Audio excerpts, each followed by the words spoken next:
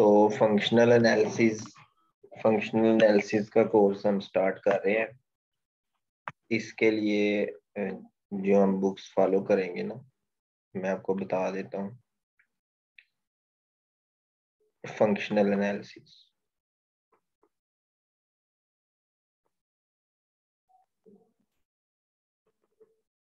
अच्छा जी, इसमें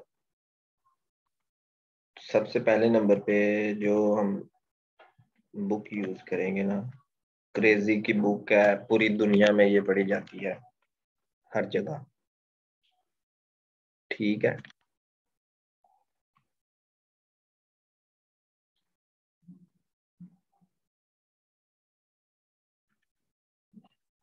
तो क्रेजी की बुक जो है ना, ये हर जगह पढ़ी जाती है। एक तो हम इसको यूज करेंगे, उसके बाद एक बुक है मेरे पास, ये मीट्रिक स्पेसिस है, विक्टर ऑथर है, इनकी बुक है। तो हम देखेंगे, माइक ऑफ कर लें जी, मोहम्मद वकास, आप माइक ऑफ कर लें काइंडली। पहले आपकी वीडियो भी ऑन होगी थी, वो मैंने ऑफ की है। मीट्रिक स्पेसिस और कुछ मेरे पास ये नोट्स हैं, फंक्शनल एनालिसिस के नोट्स हैं रोड्स यूनिवर्सिटी के। ये तीनों जो है ना चीजें हम फॉलो करेंगे, इन तीनों बुक्स को हम फॉलो करेंगे, ठीक है। तो अभी देखें, ज्यादा गहराई में जाने की जरूरत नहीं है। मतलब मीट्रिक डिस्टेंस होता है, ये पहला चैप्टर हम स्टार्ट कर रहे हैं, मीट्रिक स्पेसिस वाला। तो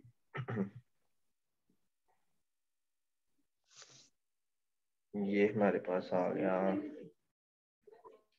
ये मीट्रिक स्पेसिस वाला टॉपिक, ठीक है। आप पाकिस्तानी ऑथर्स की भी बुक्स यूज कर सकते हैं, इसमें कोई बुराई नहीं है। ये मीट्रिक स्पेस, तो सबसे पहले नंबर पे इसको हम डिफाइन करते हैं, ठीक है। ये देखें जी, तो वो कह रहा है कि मीट्रिक स्पेस क्या होती है और मीट्रिक क्या होती है। मीट्रिक जो है ना, ये एक फंक्शन है, मतलब D is a function from X cross X to set of positive real numbers, ठीक है। पॉजिटिव रियल नंबर्स तक, ये प्लस ऊपर लगा ले नीचे लगा ले एक ही बात। तो पॉजिटिव रियल नंबर तक ये डिस्टेंस होगा, ये फंक्शन होगा, इसको हम डिस्टेंस बोलेंगे, डिस्टेंस फंक्शन। तो डिस्टेंस फंक्शन की प्रॉपर्टीज देखें। पहली प्रॉपर्टी, ये रियल वैल्यूड होता है, फाइनाइट होता है, नॉन नेगेटिव होता है। मतलब के डी इज ग्रेटर और इक्वल टू जीरो, ठीक है जी। और ये जीरो कब होगा, जब दोनों पॉइंट सेम होंगे, ठीक है। उसके बाद चाहे आप इस पॉइंट से इस पॉइंट तक आ जाए, चाहे इस पॉइंट से इस पॉइंट तक आ जाए, डिस्टेंस क्या होगा, सेम होगा। इस प्रॉपर्टी को कहते हैं सिमेट्री, सिमेट्रिक प्रॉपर्टी। और आगे आ जाता है जी ट्रायंगल इनइक्वालिटी। तो ये जैसे पॉइंट एक्स है, ये पॉइंट वाई है, और ये पॉइंट जी है। तो एक्स से वाई का डिस्टेंस, एक्स से जी का डिस्टेंस, और ये वाई से जी का डिस्टेंस है। ये मैं सीधी लाइन इसलिए लगा रहा हूँ कि आपको समझ आ जाए। हालांकि कई बार ऐसा भी होता है कि डिस्टेंस जो है ना वो डायरेक्ट नहीं होता। जैसे कोई पहाड़ी इलाका है, तो आप वो उसको जो है ना उस तरीके से पार करके जाएंगे। तो आगे हमारे पास कुछ स्पेसिस आएंगे जिसमें डिस्टेंस सीधा सीधा नहीं होगा, किसी दूसरे तरीके से फाइंड हो रहा होगा। तो एक्स से वाई तक का जो डिस्टेंस है, ये अब वो कह रहा है कि अगर आप एक्स से जी आए, या आप एक्स से जी आ गए और फिर जी से वाई चले जाए, तो ये जो है ना, ये ज्यादा हो गया, ये साइड ज्यादा होती है, ठीक है।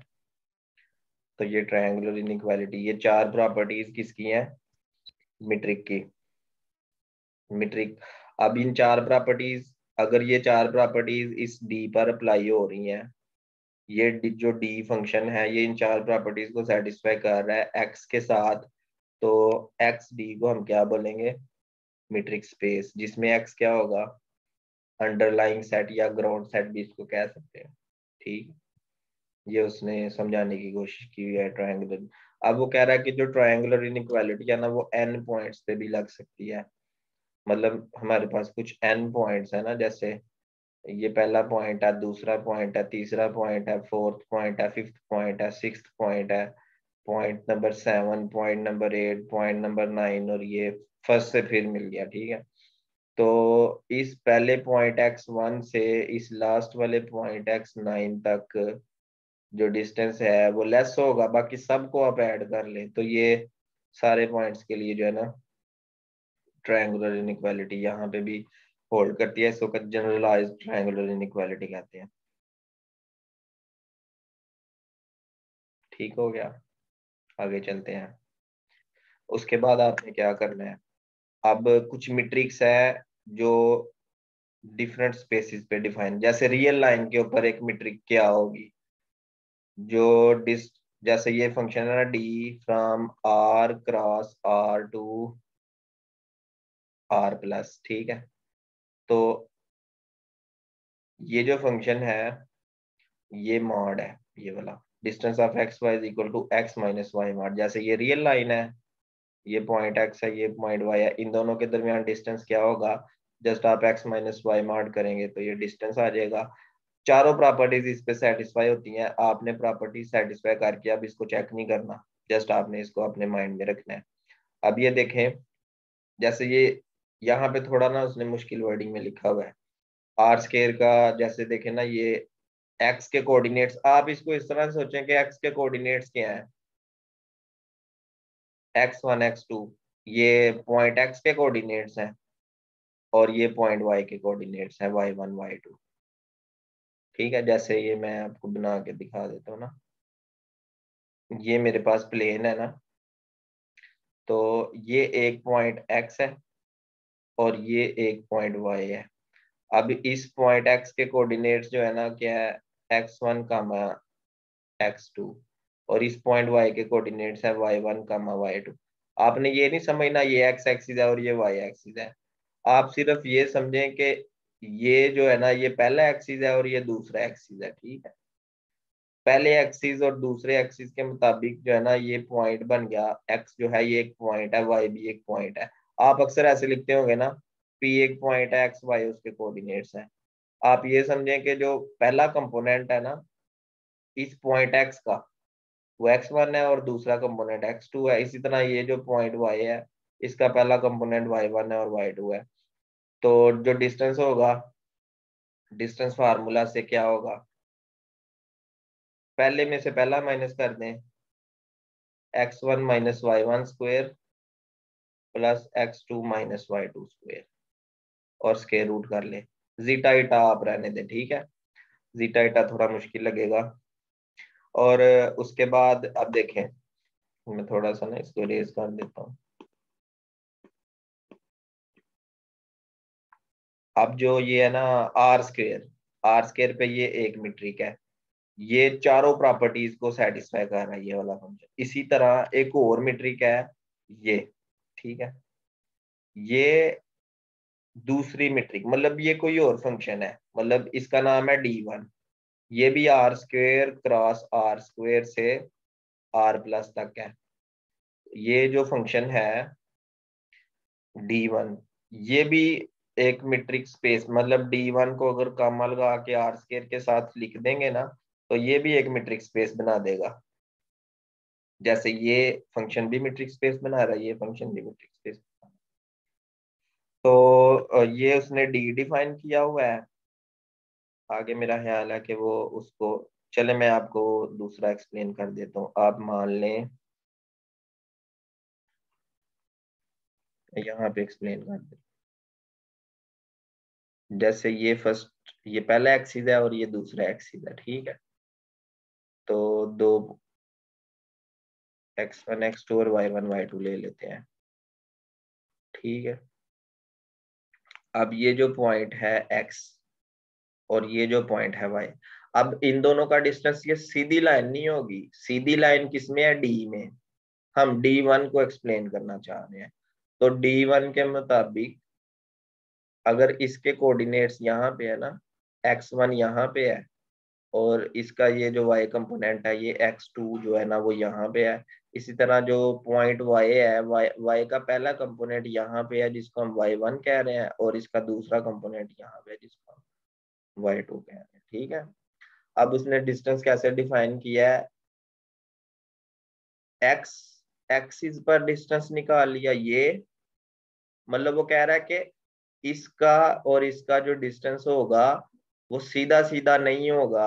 आप ये वाली लेंथ निकाले, आप मान लें कि यहाँ से लेके यहाँ तक ये वाली लेंथ आ गई, और एक ये वाली लेंथ निकालें, इस लेंथ को भी इसके आगे बढ़ा दें। ये जैसे ये मैंने यहाँ पे दोनों लेंथ सीधी कर दी है ना, तो अब देखें ना, अगर इस लेंथ को मैं उठा के यहाँ पे रख दूं तो ये इससे ज्यादा हो जाता है, लेकिन ये अनयूजुअल डिस्टेंस है। जो ये वाला डिस्टेंस है ना, ये वाला, ये एक यूजुअल डिस्टेंस है, और जो ये वाला डिस्टेंस है ये अनयूजुअल डिस्टेंस है। तो अनयूजुअल डिस्टेंस भी एक मीट्रिक स्पेस बना रहा है, जो मैंने आपको एक्सप्लेन करके बताया कि इस लेंथ में इस लेंथ को ऐड करें तो इसका और इसका डिस्टेंस आ जाएगा, कोई नंबर होगा, शायद वो इस तरीके से कैलकुलेट किया हो। ठीक है, तो ये फार्मूला है, ये भी मीट्रिक स्पेस बनाता है। D1 का कोई नाम है, D1 का अनयूजुअल मीट्रिक का नाम क्या है, टैक्सी कैब मीट्रिक। ठीक है, टैक्सी कैब मीट्रिक इसको कहते हैं। ठीक हो गया, इसका नाम आपको पता चल गया। 3D में चले जाएं तो 3 डायमेंशनल जो यूक्लिडियन स्पेस है उसमें ये मीट्रिक डिस्टेंस है, ये जो डिस्टेंस फार्मूला है। उसके बाद सी एन आर एन में इसको जस्ट n टाइम्स इसको वो करते हैं, क्या नाम है, स्क्वेयर करके ना, माइनस करके स्क्वेयर करते जाएं। जैसे ये देखे ना, ये x1 है, x2, x3, x4, ये xn तक चला गया। थीटा 1 को आप समझ लें कि ये y1 है, y1, y2, y3 up to Son yn तक चला गया। तो जब आप इसके वो डिस्टेंसेस निकाल लेंगे तो जस्ट आपने इसमें से इसको माइनस किया और स्क्वेयर कर दिया, और चलते गए इसमें से इसको माइनस किया और स्क्वेयर कर दिया। ये फार्मूला हो गया Rn के अंदर यूजुअल मीट्रिक का। ठीक है, इसी तरह ये फार्मूला आपके पास आ जाएगा, Cn जो है कम्प्लेक्स कम्प्लेक्स प्लेन जो है, कम्प्लेक्स नंबर्स होते हैं ना इसमें, तो उसका ये फार्मूला बन गया मीट्रिक का। उसके बाद देखें जी, सीक्वेंस स्पेस L इंफिनिटी क्या चीज है। सबसे पहले नंबर पे L इंफिनिटी के बारे में मैं आपको बता दूं कि जब भी आपके ज़हन में L इंफिनिटी का वर्ड आए तो इसमें क्या होता है, ये एक सेट होता है जिसमें तमाम बाउंडेड सीक्वेंसेस होती हैं कम्प्लेक्स नंबर्स की।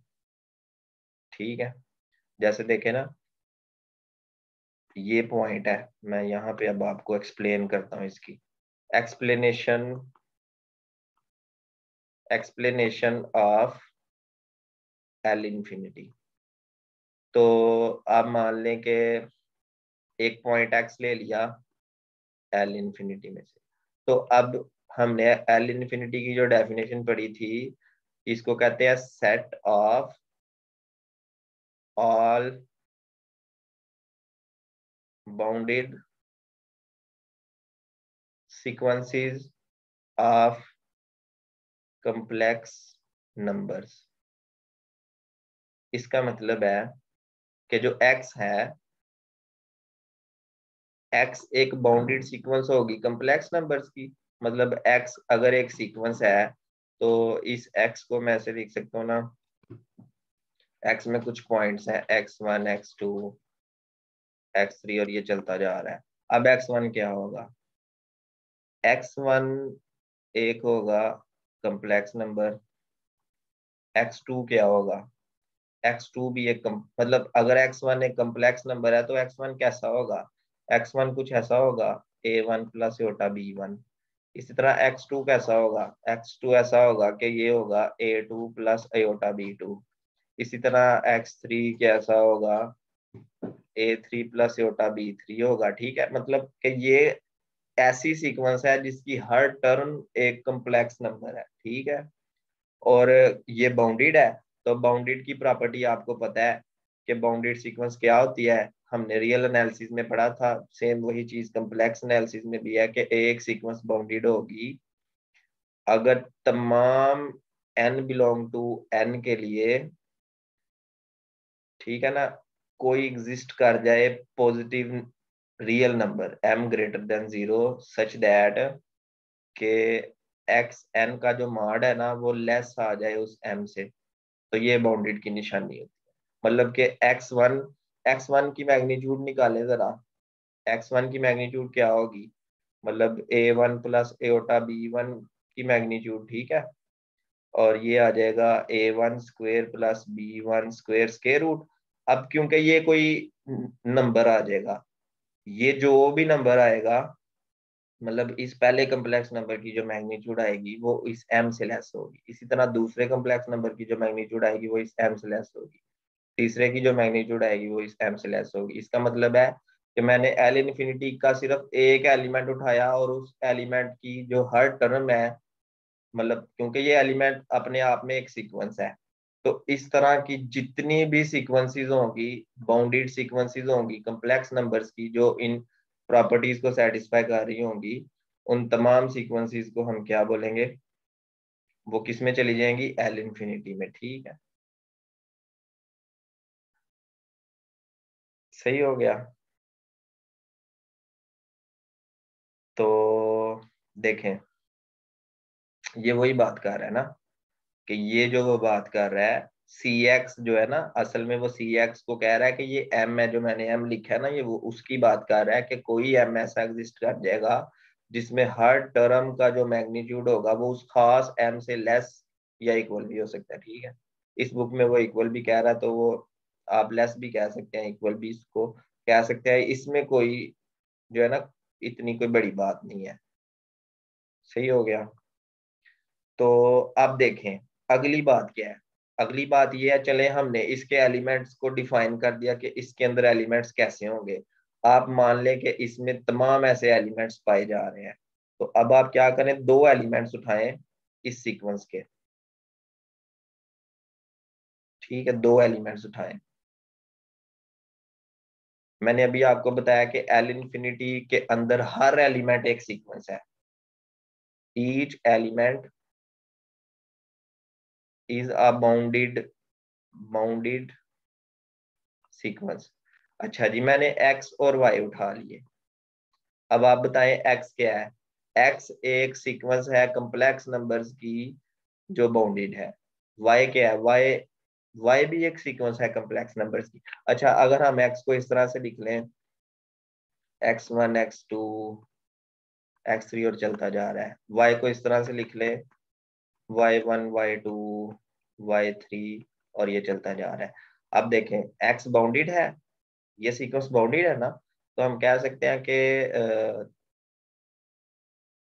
एक्स एन का जो मॉड होगा ना वो लेस देन एम और एक्स होगा। मैंने एक्स नीचे इसलिए लिखा है कि ये इस एक्स के लिए ना ये रियल नंबर एग्जिस्ट कर रहा है ना, एम एक्स जो है वो ग्रेटर देन 0 है। इसी तरह वाई एक नई सीक्वेंस है तो इसका एलिमेंट है, लेकिन वाई के हर एलिमेंट क्योंकि कम्प्लेक्स नंबर होगा और ये बाउंडेड सीक्वेंस होगी, तो इसके लिए कोई M Y greater than 0 real number exist करेगा, जिसमें क्या प्रॉपर्टीज होंगी कि वाई एन का जो मॉड होगा ना वो लेस देन एम वाई होगा। आप इक्वल भी यहाँ पे यूज कर सकते हैं, इसमें कोई परेशानी नहीं है। तो ये आपके पास दो सीक्वेंसेस आ गई, कम्प्लेक्स बाउंडेड सीक्वेंसेस हैं कम्प्लेक्स नंबर्स की, जो कि एल इन्फिनिटी का एलिमेंट है।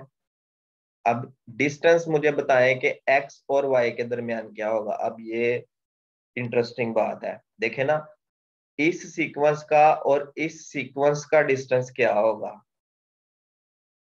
फार्मूला गिवन है, आपने क्या करना है, आपने कोरस्पॉन्डिंग डिफरेंट, मतलब कोरस्पॉन्डिंग तो नहीं कह सकते। आप देखें, मैं यहाँ पे ना फुल एक्सप्लेन कर देता हूँ। सुप्रीमम, ठीक है, x1 में से y1 निकाला, और मॉड कर दिया। अब देखें ना, पहले कम्प्लेक्स नंबर में से पहला कम्प्लेक्स नंबर माइनस करेंगे, फिर कम्प्लेक्स नंबर आ जाएगा। कम्प्लेक्स नंबर का मॉड जब आप अप्लाई करेंगे तो वो रियल नंबर आ जाएगा। मॉडुलस वही होता है ना जो मैंने अभी प्रीवियस पेज पे निकाला था। जैसे कोई कम्प्लेक्स नंबर है, z is equal to X plus iota Y, sorry मैं यहाँ पे प्लस योटा भी लिखता हूँ, फिर आपको कंफ्यूजन नहीं होगी। तो जो जी मॉड होगा वो यही होगा ना, a square plus b square square root. इसी तरह ये कोई कम्प्लेक्स नंबर होगा जिसका मॉड इस तरीके से निकल आएगा। इसी तरह का अमल लगा दिया। फिर x1 का y2 से, मतलब x1 माइनस y2 मॉड किया, फिर कोई रियल नंबर आ गया और इसको चलाते गए एंड तक। मतलब x1 का सबसे किया, फिर x2 का सबसे किया, फिर x3 का सबसे किया, फिर x4 का सबसे किया। तो वो करके, एक सेकंड यहाँ से जरा देख लें कि आई और जे तो नहीं, ठीक है सिर्फ जे यूज कर रहे हैं। तो आप क्या करेंगे कि x2 का y2 से, मतलब x1 का y1 से डिस्टेंस, x2 का y2 से, x3 का y3 से, और कोरस्पोंडिंग एंट्रीज का आपने डिस्टेंस निकालते जाना है। इसको आप ऐसे भी लिख सकते हैं, सुप्रीमम एक्स आई माइनस वाई आई का मॉड, जबकि आई आ गया कोई नेचुरल नंबर। नेचुरल नंबर का यही मतलब है, 1 आ सकता है, 2 आ सकता है, 3 आ सकता है, 4 आ सकता है। तो इनमें से जो सबसे बड़ा नंबर होगा वो डिस्टेंस होगा। ठीक है, तो ये इसकी मैंने आपको एक्सप्लेनेशन बता दी है। अब आपने याद ये करना है कि ये जो डिस्टेंस है ये कौन से सेट का है। इस डिस्टेंस को हम कहते हैं, ये एल इन्फिनिटी पे डिस्टेंस डिफाइन किया गया। ठीक है, एल इन्फिनिटी, और ये एक मीट्रिक होगा। सही हो गया। उसके बाद अगली बात ये है कि function space C A B क्या चीज है। ठीक है, function space C A B की भी एक्सप्लेनेशन मैं आपको दे देता हूँ, क्योंकि जो हमारे आने वाले लेक्चर्स होंगे अपकमिंग डेज में, जैसे कल या परसों जब भी इसका लेक्चर होता है, तो उसमें मैंने अब दोबारा से तो एल इन्फिनिटी को एक्सप्लेन नहीं करना। ठीक है, ये आप आज सीख लेंगे, इसको रजिस्टर पे लिख लेंगे, जहाँ पे भी किसी पेज पे आप इसको याद कर लेंगे। इसी तरह सी ए बी का डिस्टेंस क्या होता है ये मैं आपको बताने लगा हूँ, एल इन्फिनिटी का बता दिया। सी ए बी असल में ये चीज है, सी A B. C A B का मतलब है कॉन्टिन्यूस। कॉन्टिन्यूस जितने भी कॉन्टिन्यूस फंक्शंस हैं ए से बी तक। ठीक है, कंटिन्यूटी आपने रियल एनालिसिस में पढ़ा है, इसलिए मैंने आपको पहले रियल एनालिसिस का कोर्स पढ़ाया था कि आपको ये सारी चीजें पता चल जाए। कंटिन्यूटी आपने पढ़ा हुआ है, जैसे ये पॉइंट ए है, ये पॉइंट बी है। ठीक है, ए से बी तक क्लोज्ड इंटरवल ले लिया। इस यहाँ से जो है ना, मैं इसको क्लोज्ड कर देता हूँ, जैसे ये क्लोज्ड हो गया जी। ठीक है, अब ए से बी के दरमियान जितने भी कॉन्टिन्यूस फंक्शन, जैसे ये कोई कॉन्टिन्यूस फंक्शन है, ये कोई कॉन्टिन्यूस फंक्शन है, ये कोई कॉन्टिन्यूस फंक्शन है, ये कॉन्टिन्यूस फंक्शन है, ये कॉन्टिन्यूस फंक्शन है। ठीक है, मतलब आपको कोई भी जंप नहीं नजर आ रहा फंक्शन में। जैसे मैंने ये यहाँ से एक फंक्शन स्टार्ट किया है, तो ये कॉन्टिन्यूसली चल रहा है ए से बी के दरमियान में। ठीक है, तो जितने बी फंक्शन है, तमाम फंक्शंस वो सारे इस सेट में पड़े हुए हैं। मतलब कि ये एक सेट है जिसका नाम है सी ए बी। इसके अंदर जो मैं एक, अगर ये पॉइंट है ना, तो यहाँ पे ये एक पॉइंट है, लेकिन जैसे ही इस पॉइंट के बारे में पूछा जाता है तो ये एक फंक्शन है ए से बी के दरमियान, ये पूरी लाइन है। यहाँ पे एक एलिमेंट है, लेकिन यहाँ पे जैसे मैं कहता हूँ ना, F belong to C A B, F C A B का एलिमेंट है, लेकिन एफ एक फंक्शन है, कॉन्टिन्यूस फंक्शन है जो बिल्कुल प्रॉपरली यहाँ पे कॉन्टिन्यूस है। ठीक है, इसकी वैल्यू क्या होगी ये नहीं हमें पता, लेकिन इतना पता है कि ये एक फंक्शन है। ठीक है, अगली बात, अब यहाँ से मैं दो एलिमेंट्स ले लेता हूँ, एफ और जी। अब देखें, ये जो फंक्शंस हैं इनके दरमियान में कोई ना कोई डिस्टेंस तो होगा ना, मतलब जिसको हम यहाँ एब्स्ट्रैक्ट के तौर पे डिफाइन करेंगे। ठीक है, मतलब डिस्टेंस क्या होगा दो फंक्शंस का, एफ और जी का। सोचने वाली बात है ना। आप एक सेट ले रहे हैं जिसमें तमाम कंटिन्यूस फंक्शन है ए से बी तक, तो उनके दरमियान डिस्टेंस क्या होगा। तो डिस्टेंस वो इस तरह से कैलकुलेट कर रहा है कि यहाँ पे मैं एक न्यू डायग्राम बनाता हूँ जिसमें दो फंक्शन हम ले लेंगे। न्यू, ठीक है। देखे, ये आपके पास पॉइंट ए है, ये पॉइंट बी है। अच्छा एक डायग्राम ये है, दूसरी डायग्राम मैं यहाँ पे दोबारा बनाऊंगा ताकि आपको अच्छे तरीके से समझ आ जाए। ये ए आ गया और ये बी आ गया, इसके दरमियान में ही होंगे ना इस पोर्शन में फंक्शन। तो जो पहली डायग्राम है ना, उसमें ये फंक्शन एफ है और ये फंक्शन जी है, और ये इस पॉइंट पे ओवरलैप कर रहे हैं। तो फंक्शन एफ और फंक्शन जी जब ओवरलैप करते हैं ना, किसी एक पॉइंट पे इंटरसेक्ट कर रहे होते हैं, एक सिंगल पॉइंट पे जब इंटरसेक्ट कर रहे होते हैं, तो उनका जो डिस्टेंस होगा ना वो जीरो होगा। इसके मतलब जब इंटरसेक्ट करेंगे डिस्टेंस ऑटोमेटिक जीरो आ जाएगा। ये भी एक मल्टीपल चॉइस बन सकता है। दूसरे नंबर पे ये है कि जैसे ये एक फंक्शन एफ है, ए से बी के दरमियान कंटिन्यूस है ना, तो ये कंटिन्यूसली चल रहा है, और ये एक फंक्शन जी है, ये भी कंटिन्यूस है। तो डिस्टेंस बिटवीन एफ एंड जी अब क्या होगा? तो वो ये होगा कि मैक्सिमम मैक्सिमम, ठीक है, इसका पहला पॉइंट उठाएं, इसके पहले पॉइंट से डिस्टेंस ये आ गया, इसके पहले पॉइंट का बिल्कुल इसके दूसरे पॉइंट से डिस्टेंस ये आ गया, इसके पहले पॉइंट का तीसरे पॉइंट से डिस्टेंस ये आ गया।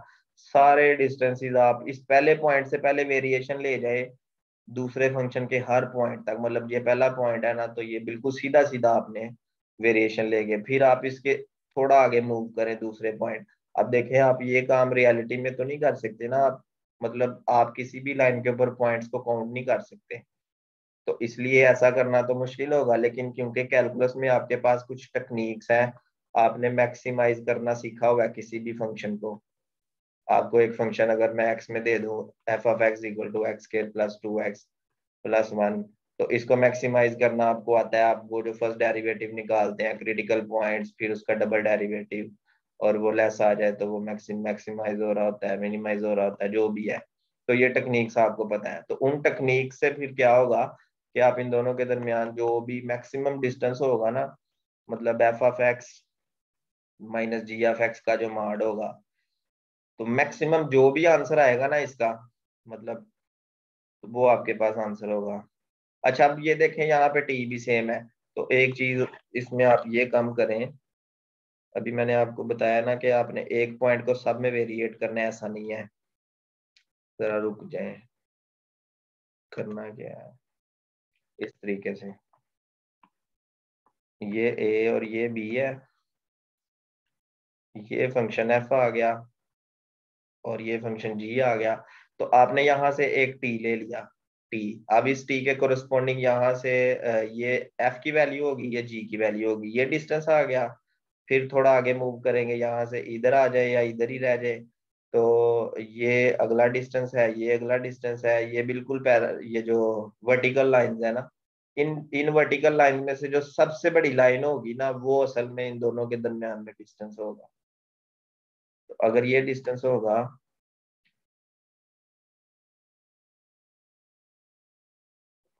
तो फिर वो जो इंटरसेक्ट कर रहे हैं वो क्या होगा?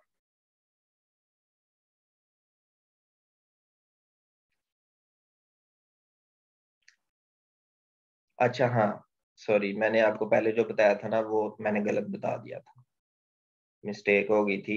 ये इंटरसेक्ट कर रहे थे ना दो फंक्शंस, तो इसमें मैंने कहा था डिस्टेंस जीरो होगा, लेकिन ऐसा नहीं है। डिस्टेंस जीरो कब होगा? जब ये एक फंक्शन एफ है और यही दूसरा फंक्शन भी हो जाए जी, बिल्कुल एग्जैक्टली इसके बिल्कुल ये सेम हो जाए। समझ रहे हैं बात को? तभी तो ये प्रॉपर्टी होल्ड करेगी ना, distance between f and g is equal to zero if and only if f is equal to g. ये जो आपने मीट्रिक की दूसरी प्रॉपर्टी देखी थी, तो जब एफ और जी सेम होंगे, तो फिर बिल्कुल ये इसी पॉइंट पे, बिल्कुल इसी, ये जो कर्व एफ की होगी यही कर्व जी की हो जाएगी, ठीक है। तो पहले जो मैंने थोड़ी देर पहले आपको बताया ना, वैसा नहीं है, ठीक है। तो ये डिस्टेंस यहाँ से मैक्सिमम होगा और यहाँ से जब सेम होंगे तब जीरो होगा, ठीक है। इंटरसेक्ट करने से जीरो नहीं होगा। अगर यहाँ पे मिनिमम होता ना, फिर हम कह सकते थे। सही हो गया, अच्छा हो गया ना, क्लियर हो गया। उसके बाद डिस्क्रीट मीट्रिक स्पेस है, ये बहुत इंपॉर्टेंट है। डिस्क्रीट मीट्रिक स्पेस क्या होती है? सेम पॉइंट हो तो जीरो होता है, डिफरेंट पॉइंट हो तो हमेशा आंसर वन होता है। ठीक है,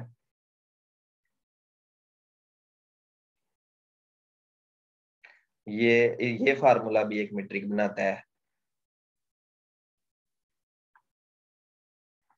ठीक हो गया। उसके बाद ये देखें, 1.1.7 कह रहा है। 1.1.7 जो है ना, उ- उस डेफिनेशन के ऊपर ये एक नई मीट्रिक है। मेरा ख्याल है कि ये सी ए बी पे है। तो सी ए बी पे एक मीट्रिक अभी हमने देखी है ना, ये वाली। ये जो डिस्टेंस बिटवीन एफ एंड जी जो होगा, वो होगा मैक्सिमम नंबर होगा एक्स। एक्स हम ले लेंगे सी ए बी में से। तो ये होगा mod of F of X minus G of X. ये इनमें से जो भी मैक्सिमम नंबर निकलेगा वो डिस्टेंस होगा। वो जब आप रिकॉर्डिंग सुनेंगे ना, आपको वॉइस क्लियर हो जाएगी। अच्छा, और ये दूसरा डिस्टेंस है। इसमें वो इंटीग्रेट कर रहा है, माइनस करके मॉड कर रहा है, फिर इंटीग्रेट कर रहा है, तो ये भी डिस्टेंस आ रहा है। ठीक है, शो जब जब कहता है ना शो करें, तो वो आंसर जो होता है ना, वो उसी सेट के ऊपर मीट्रिक होती है। इसके बाद